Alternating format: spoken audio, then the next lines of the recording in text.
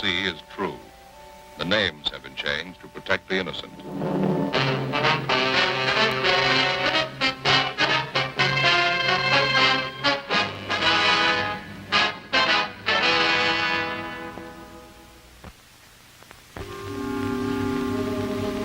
This is the city.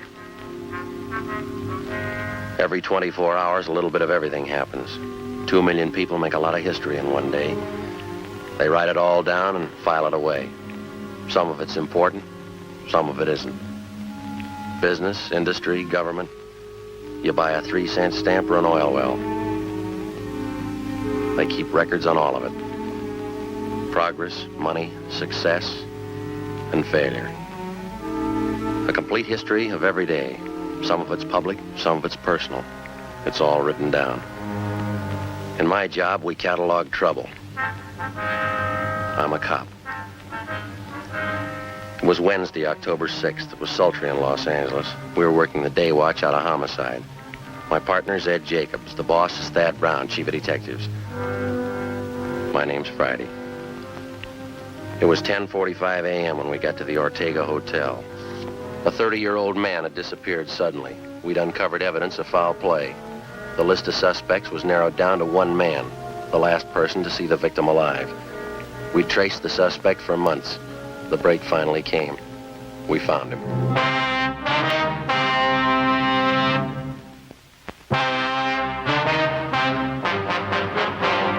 Taking his time, isn't it? Yeah, you want to try it again? Yeah, all right. Yeah? Police officers. Your name Henry Ross? Get in there. Watch it, Ed.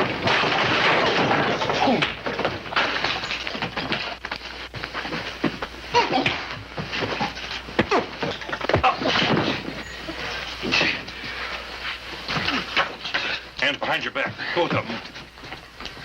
Sit down in that chair. What is this? You guys really cops?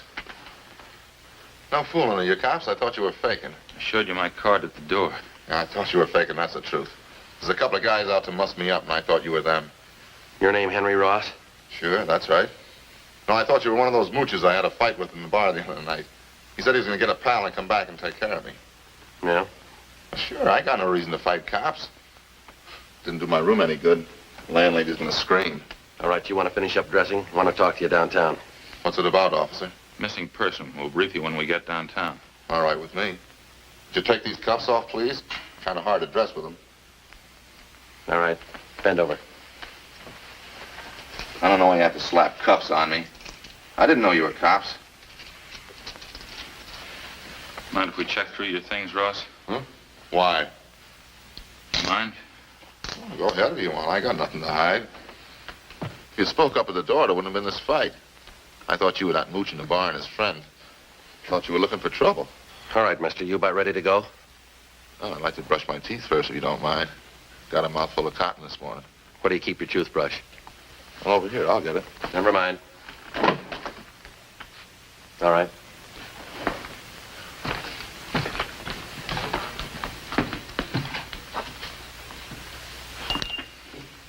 Did you turn on the water tap? You can make out. Nothing, Joe. Pretty clean. Of course I'm clean. How about some toothpaste? What'd you expect? Anybody can make a mistake. I didn't know you were cops. Henry Ellsworth Ross. That's your full name? Hmm? Yeah, that's right. Hardly ever use the L for it.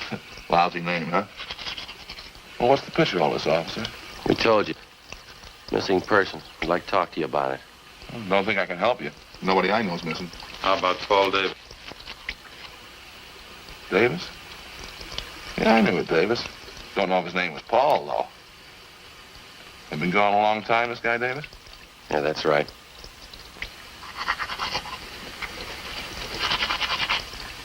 Was something wrong, you think? Yeah, we figure murder.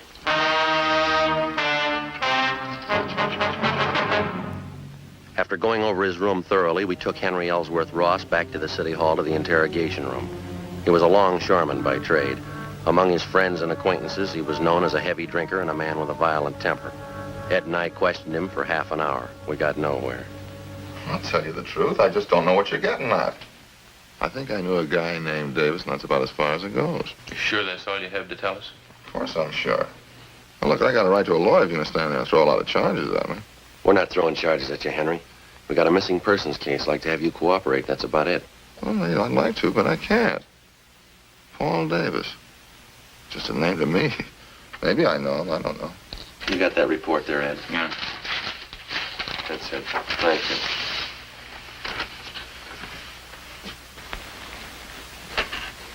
According to his wife, Paul Davis left Los Angeles by auto a little over 4 months ago. He was driving up to Oakdale, California to take a job with the dairy company. He never got there. He's been missing ever since. And what's the pitch? Well, all we've been able to find is Davis's car. 36 Ford Coupe. 7 Tom 7972. Was sold a month ago up in Lodi, California, but Davis didn't sell it. A man by the name of Carter signed the pink slip at the time of sale.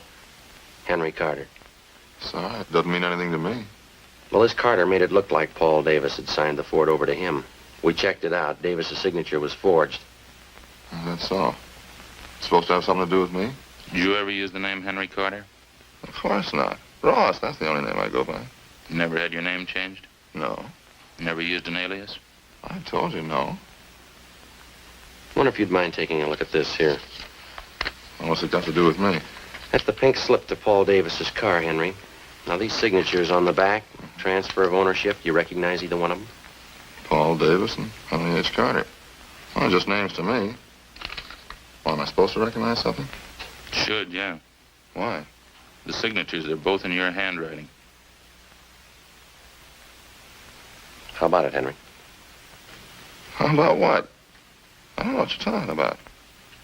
You trying to give me the treatment? What's it all about? We're trying to locate Paul Davis. I'm not even sure I know the guy. Now, look, I think you better level, Henry. Our handwriting man checked both the signatures. It's your writing. Well, maybe better get a new handwriting man. I never saw that slip. I never wrote those signatures. Anybody can copy handwriting. I got something else for you here. I'd like to have you check it over, Ross, see if you can identify it. What is it? It's a letter. Take a look at it. Mean anything to you? No, nothing. Hope you're not going to tell me that's my handwriting. That's what the report says. That's crazy. I never wrote like that in my life. All the writing characteristics match up, same as the signatures on the pink slip. All right, maybe they are the same.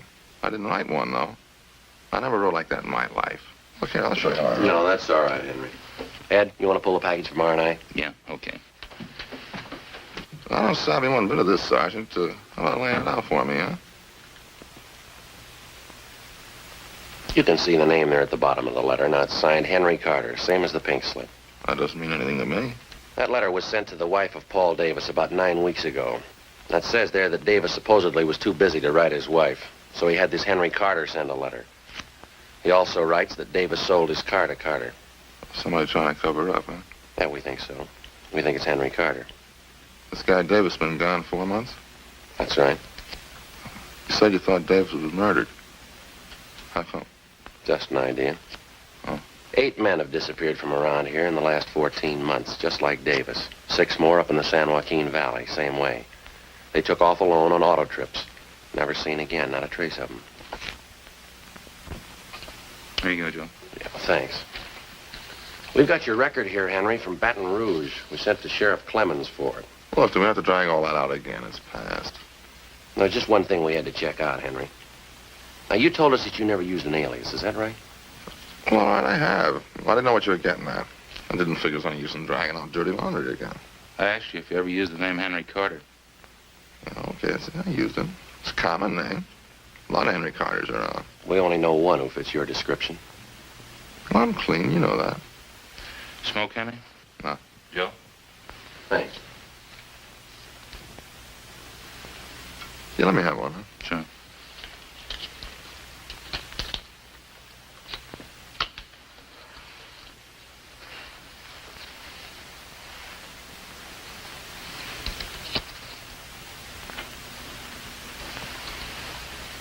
Henry, we rode this thing for 4 months all over the state, and I'll tell you what we got. We'll let you make up your own mind. It's not my writing. On June 4th, Paul Davis left Los Angeles in his car, headed up for Oakdale. Late in the afternoon, he stopped for gas at a service station just beyond San Fernando. The attendant says a man was with Davis. You fit that man's description, Henry. Yeah? I seen monks like that in court. They get on the stand, I can't even remember their name. A couple others. You and Davis stopped for a hamburger just outside of Gorman. There's a man there. He remembers you, too. You stopped again in Bakersfield, picked up a quart of oil for the car. You and Davis had a Coke. That's the last time he was seen alive. That makes me a killer, huh? A month after that, the pink slip of Davis's car came through DMV up in Sacramento. That was for the transfer of ownership from Davis to Henry Carter, both in your handwriting. A couple of weeks later, Mrs. Davis got that letter. A month ago, Davis's car was sold to a dealer up in Lodi. Yeah? We found the dealer. Ross showed him your mugshot. He says you sold him the car. That all? No, that's just the main part. There's more. We've been on the road a lot. We followed you from here to Sacramento and back, Henry. Every stop, every detour. Took us a long time. Yeah, guess it did. What do you say, Ross? Nothing. All right. Any way you want it, Henry. Yeah, I guess you worked hard on it, huh? All over the state. That's right. Must be pretty hot up in the valley. Summertime. Dusty, huh? We made out. I've never been up in the valley in summer. Too hot for me. We got people who saw you up there. You know, what's it prove? 10 people, some handwriting samples. You can't build a case on that. You know that, don't you? We're gonna try. You think I murdered Davis? You, Sergeant? Yeah? You think I murdered those other guys, too, huh? Oh, what was it, 10 or 12 of them? We're asking about Davis. You think I killed him? Well, tell me the truth, do you? You think I murdered Davis? Yeah, I think you did, Henry. Uh-huh. And you know as well as I do, there's only one way to prove it. Yeah? Find his body. 1:15 p.m. Ed and I took Henry Ross out and fed him some lunch. Then we took him back to the city hall to the interrogation room where we continued to question him. He was relaxed and he talked a great deal about everything but the disappearance of Paul Davis. He didn't seem anxious to get away. He made no demands for an attorney to represent him. He told us about different homicide cases that he'd read up on. He asked us about the 12 men who disappeared in the past months in the same manner Paul Davis had. Was there any trace of them at all? Did we have any leads? We finally got around to asking him if he'd submit to a lie detector test. He seemed taken by the idea and agreed to it almost immediately. We made up a list of key questions. Ed called Sergeant Berger and made arrangements for the test. At 5 p.m., we took the suspect to the 3rd floor of the old city jail where Sergeant Berger gave him the polygraph test. When it was over, we brought him back to the interrogation room. The questioning continued. Ross kept talking. We let him talk. 8 p.m. He was still going strong. You remember the Wilson case back in 34, don't you, Sergeant? Woman killed her whole family. Big case. You remember it? Yeah. Pretty tragic. That a hobby of yours, Henry? Collecting murder stories? No, I just read them. I remember them. Guess I can remember every murder case in the past 15 years. That's so. Well, sure, just about all of them. I guess it's kind of a hobby. I get a big kick out of it. Joe, see you, man? Yeah.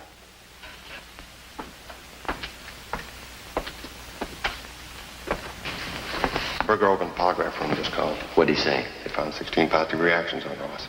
Thanks, Bates.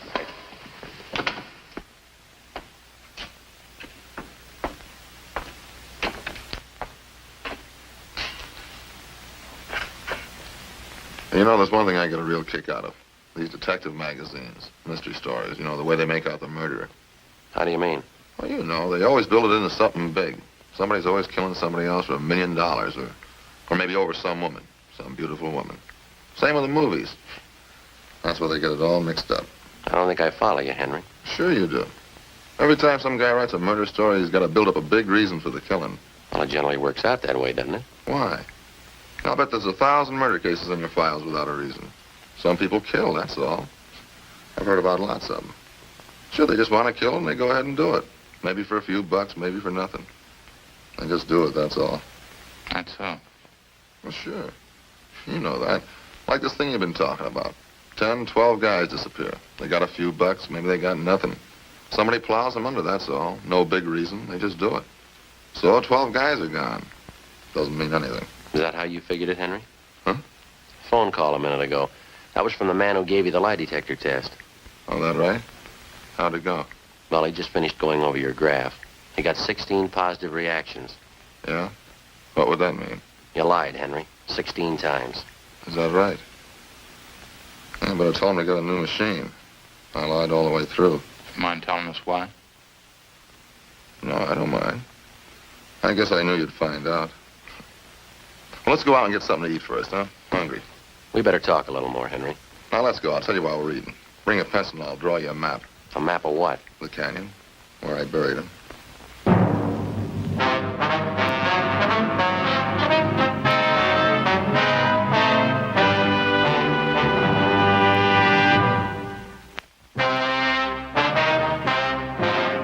Ed and I took Henry Ross out to get him something to eat. At his request, we went to Helga's health shop. It was almost closing time. Ross got himself a salad, molasses bread, yogurt, a vegetable burger, and some grape juice. Ed and I settled for a Swiss cheese sandwich and some grape juice. Vegetable burger and beets, huh? Sure smells great. Yeah, I can't take those beets too well. They repeat on me. Not me. I can eat anything. Salt and pepper? Yeah, thanks.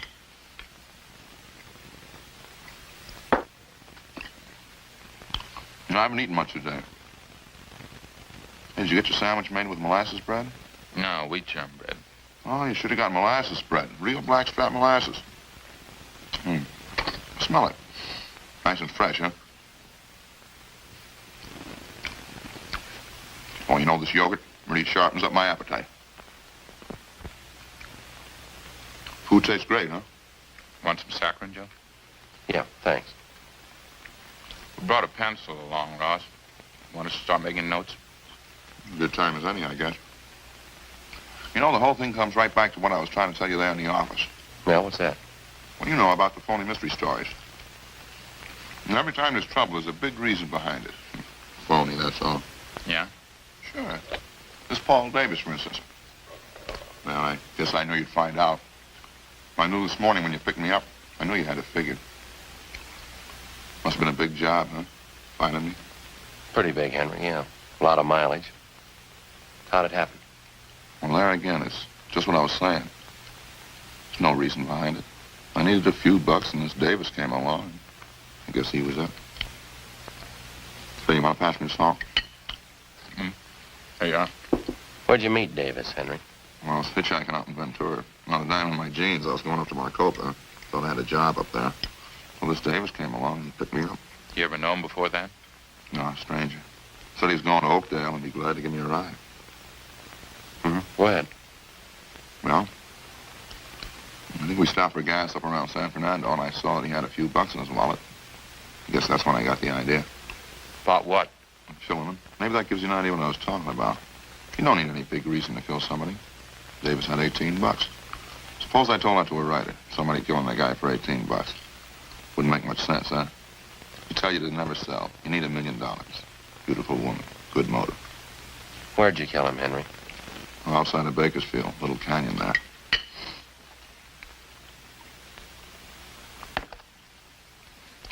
And picked up a fifth of sherry in Bakersfield, and I got Davis to drink some on the way. Say, would you pass the salt again? Yeah. Here you are. Lettuce is no good without a lot of salt. How'd you kill Davis, Henry? Funny thing. He drank some of the wine and got a little sleepy. That was just outside of Bakersfield, and it was dark by that time. Spotted this little canyon, and I figured it was as good a place as any. Yeah?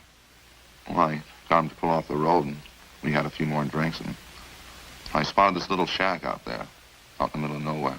Exactly where was this, Henry? Well, I can show you. Maybe 2 miles north of Bakersfield. We got to the shack and finished the wine, and then we went to sleep. Both of you? Mm-hmm. That's where the funny part comes in. Well, I guess I killed Davis all right, but I didn't mean it. Oh, get a whiff of that, will you? I think those monks would figure out some other time to clean up except when people are eating. They'll be through in a minute. How do you mean, Henry, you didn't mean to kill him? You already told us you had the idea. Sure, I had the idea. Well, let me explain it, then. Well, we both went to sleep in this shack, Davis and me. I guess that must have been about 9 o'clock that night. Just don't know what it was. Maybe the wine, I guess, and I started having nightmares. Huh? Yeah. I mean, this part sounds like a story, but it's the truth. I had all these dreams. I woke up, but they were still there. What's that? On faces. That's all I could see. The air was full of faces. I guess I was really still asleep. Yeah, go ahead. Well, I picked up a 2x4 and started swinging at them. Faces. Funny thing, I knew every one of those faces. How do you mean? People I killed. There's only a dozen of them, really, but it seemed like there were hundreds of them. All around in the air. Grabbed a 2x4 and started swinging. I was cold and I was sweating at the same time. I kept swinging. Then I saw Davis. Swung hard, kept swinging. He didn't even make a sound, eyes closed. He kept swinging in his head. When I came to, there he was, lying on the floor. Seemed to take those other faces away. They didn't bother me after I killed Davis. What'd you do with him, Henry? Oh, I pulled him outside the shack, dug a hole and buried him. Burned his clothes, took his car and money and drove off. I'll show you if you like. Where I buried him, I mean. How about those other men, Ross? These faces you saw. Yeah, I wonder if I can get some more of that juice. Sure looks good. Oh, sure. Here, take mine. I haven't touched it. What about it, Ross, the other men? Well, I don't recall them too well. It's what you said in the office. 10 or 12 of them. A couple in Sacramento and the others down through the valley. Like I say, no big reason for killing any of them. Just happened that way, that's all. What'd you do with them, you remember? In general, yeah. There's one of them, though, that stands out. A guy by the name of Slattery. Some kind of salesman. A real crybaby. Where'd this happen? Only he picked me up in his car outside of Chowchilla. It was nighttime and he was feeling pretty good. I made him stop on the side road and hit him with a piece of angle iron. Cried like a baby. Buried him in the field. He was one of those faces I saw. Shows you how psychology works, huh? Yeah. What'd you do with his car? Slattery's, I mean. I drove it down to Mexico and sold it there. Guess that's what I should have done with Davis's car, huh? Those killings of yours, Henry. You got any more you want to tell us about? I told you already. 10 or 12 of them. Pretty much the same. When was the first one? Oh, maybe 18 months, 2 years ago. First one wasn't any harder than the last. Just like I was telling you before. Yeah. You know, everybody builds up murder. It's supposed to be a big thing. Hard to do. All those phony stories. I hit a guy a couple times with something. That'd be it. A real small thing. Didn't change me any. That's why I say it's all built up. You ever been treated for any mental sickness, Ross? No, why? You ever been examined by a psychiatrist? No. After you killed these men, did it bother you at all? Oh, just that one dream. The time I was with Davis. That's about it. Sure a good meal, Sergeant. Thanks a lot. Yeah, okay. Ready? Let's go. We go back to City Hall now, huh? Yeah. You ready to give us a statement now? All right. I had an idea you'd find me. I guess I always knew you'd find me. Yeah. Well, I guess I proved my point anyway. It's all built up. What is? Well, murder, killing somebody. Those phony stories, it's all built up. It's just cheap. You got it wrong, Henry. Huh? Wait till they read you the bill. Come on, let's go.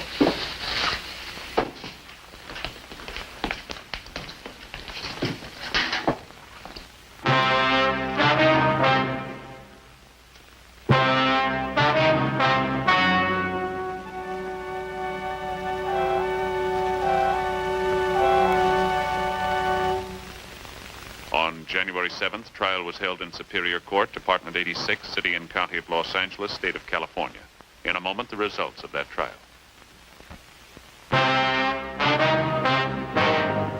The suspect was tried and found guilty of murder in the first degree.